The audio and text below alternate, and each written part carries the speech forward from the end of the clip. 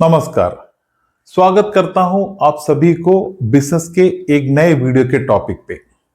जब भी आप एक नया बिजनेस की शुरुआत करते हैं, आपने एक नया बिजनेस की सेटअप कर दी हो, तो हमेशा आपको सबसे इंपॉर्टेंट एक एस्पेक्ट होता है कि आपको आपके बिजनेस के लिए पहले कस्टमर्स कैसे मिल सकते हैं।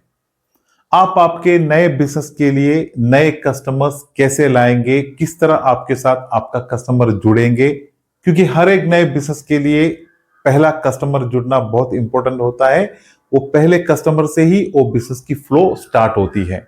एक बिजनेस शुरू करना आज के टाइम पे बड़ी मुश्किल वाली बात नहीं होती है, लेकिन प्रॉब्लम तब होती है जब वो बिजनेस में कस्टमर नहीं आए, क्योंकि बिजनेस के लिए सबसे इंपॉर्टेंट कस्टमर ही होता है। तो अगर आप आपके एक नए बिजनेस शुरू किए हैं या फिर आप एक बिजनेस शुरू करना चाहते हो, तो आपके दिमाग में सबसे पहले यही सवाल आएगा कि आपका पहला कस्टमर कौन होगा और वो पहले कस्टमर आपको कहां से मिलेंगे। तो आज का ये वीडियो आपके लिए बहुत इंपॉर्टेंट वीडियो होगा, तो एंड तक वीडियो के साथ जुड़े रहे। तो अगर आप एक नए बिजनेस शुरू करे हैं, अगर आप एक नए बिजनेस शुरू करने की प्लान कर रहे हैं, तो आपको हमेशा ये याद रखना पड़ेगा कि कभी भी कस्टमर अपने आप आपके बिजनेस में आएंगे ये सोच के आपको कभी भी नहीं बैठना है। कस्टमर आपको खुद ढूंढने पड़ेंगे, जुड़ाने पड़ेंगे। और जब भी आप आपका एक बिजनेस शुरू कर लिए हो, तो आपको कभी भी एक परफेक्ट टाइम के लिए वेट नहीं करना है, क्योंकि ये इस तरह की कुछ गलतियां होती है जो नए बिजनेस में लोग करते हैं। जैसे ही आपका बिजनेस का सेटअप हो गया, आप तुरंत ही कस्टमर को ऐड करना शुरू कर दे। आपको बिजनेस में सेल करने के लिए, कस्टमर को जुड़ाने के लिए कभी भी परफेक्ट टाइम का वेट नहीं करना है, क्योंकि आप एक दुकान या कंपनी सेट करने को बिजनेस स्टार्टिंग नहीं कहते हैं। बिजनेस तब स्टार्ट होता है जिस दिन से आपका आइटम, आपका सर्विस बिकना शुरू होता है। तो जितना भी जल्दी हो सके आप आपके एक नए बिजनेस में इमीडिएटली आपका सेल स्टार्ट करने की कोशिश करें। चलिए अब हम देखते हैं आपके बिजनेस के लिए नए कस्टमर को जुड़ाने के स्टेप बाय स्टेप स्ट्रैटेजी क्या होती है। उसमें सबसे पहला स्टेप है कि आपको आपके टारगेट कस्टमर को पहचानना है। तो आप आपके टारगेट कस्टमर को कैसे पहचानेंगे? उसमें सबसे पहले है कि मान लो आप अगर एक टॉय शॉप का बिजनेस कर रहे हैं, एक एग्जाम्पल के लिए समझते हैं, तो टॉय शॉप के बिजनेस में टॉयज के कस्टमर कौन होते हैं? वो बच्चे लोग होते हैं। तो आप हमेशा बच्चों के कैटेगरी को आपको टारगेट करना है।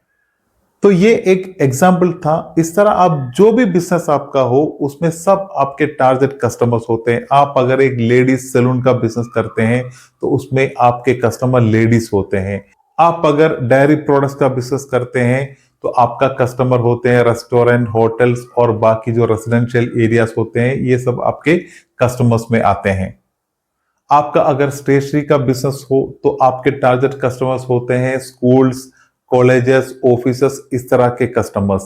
तो इस तरह जो भी आपके बिजनेस हो, उसके साथ रिलेटेड जो भी आपके टारगेट कस्टमर्स हैं, ये टारगेट कस्टमर्स को आप पहचाने, तभी जाके ही आप उस कस्टमर्स को आपके साथ जुड़ा सकते हैं।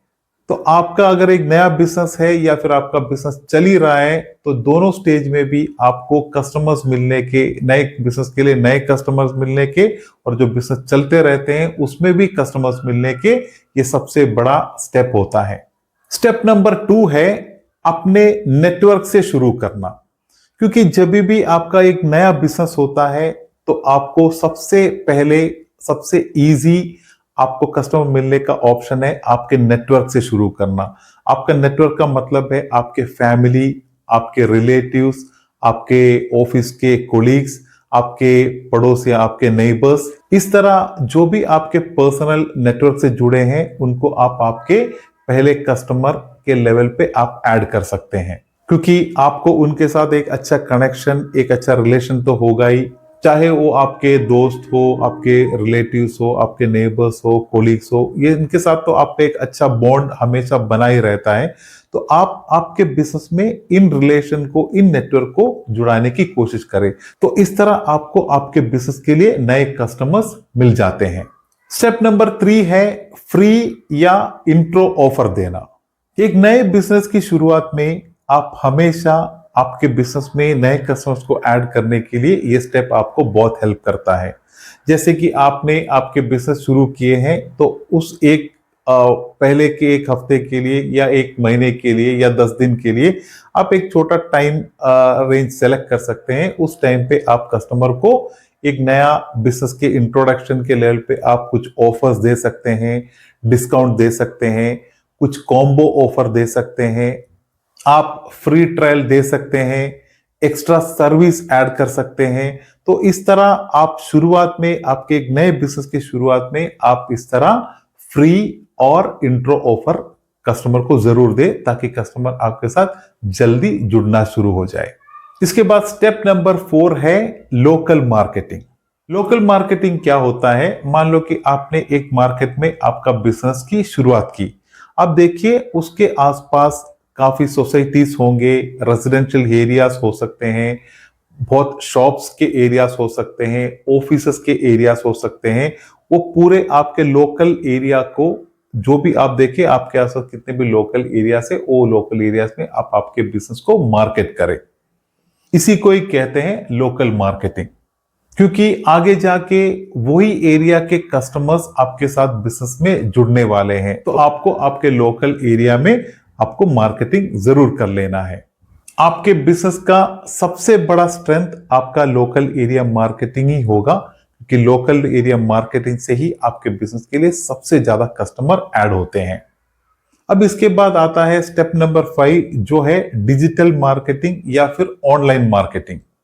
इसमें आप सोशल मीडिया को यूज करेंगे आपके बिजनेस को मार्केट करने के लिए। आप आपके बिजनेस के नाम पे एक फेसबुक पेज ओपन कर सकते हैं।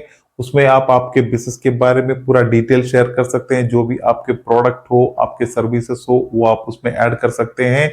आप इंस्टाग्राम रील्स के थ्रू आप आपके बिजनेस को, आपके प्रोडक्ट और सर्विसेज को मार्केट कर सकते हैं।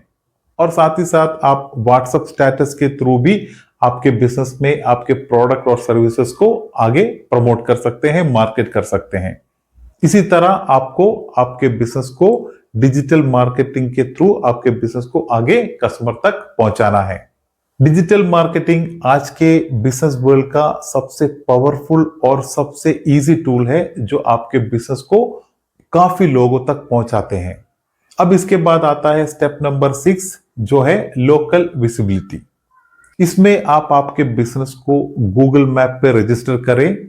आपके पास जो भी नए कस्टमर्स आते हैं उनको आप आपके विजिटिंग कार्ड दें और उनका जो डिटेल है वो आप एक व्हाट्सएप ग्रुप बना के वो व्हाट्सएप ग्रुप में आप आपके कस्टमर का नंबर सेव करें। और जो भी आगे आप कस्टमर को आपके बिजनेस में जो भी नए प्रोडक्ट और सर्विस आते हैं वो आप कस्टमर को व्हाट्सएप ग्रुप के थ्रू आप शेयर भी कर सकते हैं। तो ये सब आपको आपके बिजनेस को लोकल विजिबिलिटी देने में हेल्प करेंगे। ये भी आपके बिजनेस में आपके कस्टमर्स को ऐड करने में, नए कस्टमर्स को मिलने में आपको काफी हेल्प करेगा। तो यही था आपके एक नए बिजनेस आप अगर शुरू किए हैं तो उसमें नए कस्टमर को जुड़ाने के, या फिर आपका बिजनेस अभी चल रहा हो उसमें भी नए कस्टमर्स को जुड़ाने के सबसे इंपॉर्टेंट और सबसे आसान स्टेप्स। और हमेशा आप एक चीज पे फोकस करिए कि कभी भी बिजनेस में ऑटोमेटिक कस्टमर आपके पास खुद ब खुद आएंगे ये सोच के कभी भी आपको वेट नहीं करना है।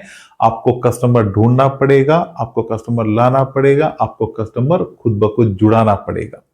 तो आपसे रिक्वेस्ट है आप पूरे स्टेप को प्रॉपरली फॉलो करें। जो भी स्टेप आज हमने डिस्कस किए हैं ये परफेक्टली आपके बिजनेस में एक अच्छे सेट ऑफ कस्टमर्स को ऐड करने में आपको बहुत अच्छी तरह हेल्प करेगा। तो यही था आज के वीडियो के टॉपिक के बारे में। जो भी आपके फीडबैक हो, सजेशन हो, प्लीज आप कमेंट में मुझसे शेयर करें। तो मिलते हैं एक बढ़िया बिजनेस टॉपिक के साथ, तब तक के लिए धन्यवाद। जय हिंद।